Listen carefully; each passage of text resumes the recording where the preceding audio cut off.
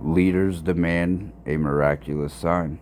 One day the Pharisees and Sadducees came to test Jesus, demanding that he show them a miraculous sign from heaven to prove his authority. He replied, "You know the saying, red sky at night means fair weather tomorrow, red sky in the morning means foul weather all day. You know how to interpret the weather signs in the sky, but you don't know how to interpret the signs of the times. Only an evil, adulterous generation would demand a miraculous sign, but the only sign I will give them is the sign of the prophet Jonah."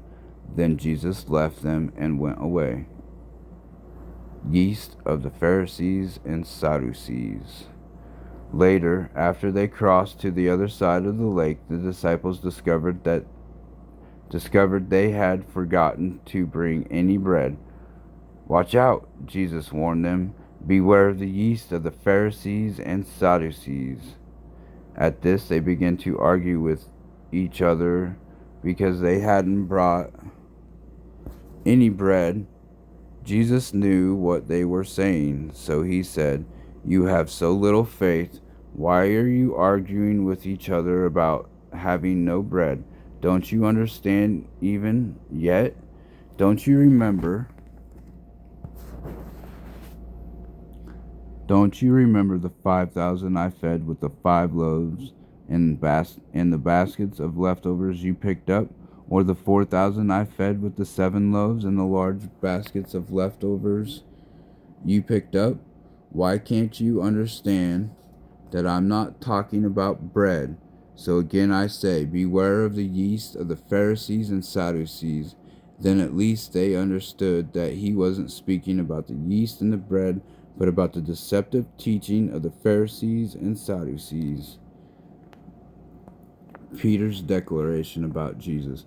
When Jesus came to the region of Caesarea Philippi, he asked his disciples, "Who do people say that the Son of Man is?" Well, they replied, "Some say John the Baptist, some say Elijah, and others say Jeremiah or one of the other prophets." Then he asked them, "But who do you say I am?" Simon Peter answered, "You are the Messiah, the Son of the living God." Jesus replied, "You are blessed, Simon, son of John, because my Father in heaven has revealed this to you.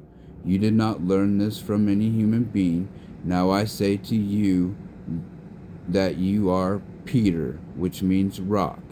And upon this rock I will build my church, and all the powers of hell will not conquer it.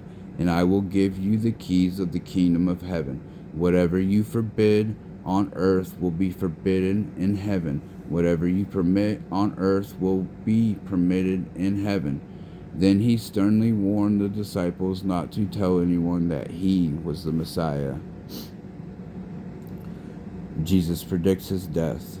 From then on, Jesus began to tell his disciples plainly that it was necessary for him to go to Jerusalem, that he would suffer many terrible things at the hands of the elders, the leading priests, and the teachers of the religious law. He would be killed, but on the third day he would be raised from the dead. But Peter took him aside and began to reprimand him for saying such things. "Heaven forbid, Lord," he said. "This will never happen to you." Jesus turned to Peter and said, "Get away from me, Satan. You are a dangerous trap to me. You are seeing things merely from a human point of view, not from God's." Then Jesus said to his disciples, "If any of you wants to be my follower, you must turn from your selfish ways, take up your cross, and follow me. If you try to hang on to your life, you will lose it. But if you give up your life for my sake, you will save it. And what do you benefit if you gain the whole world but lose your own soul? Is anything worth more than your soul? For the Son of Man will come with his angels in the glory of his Father, and will judge all people according to their deeds. And I tell you the truth, some standing here right now will not die before they see the Son of Man coming in his kingdom."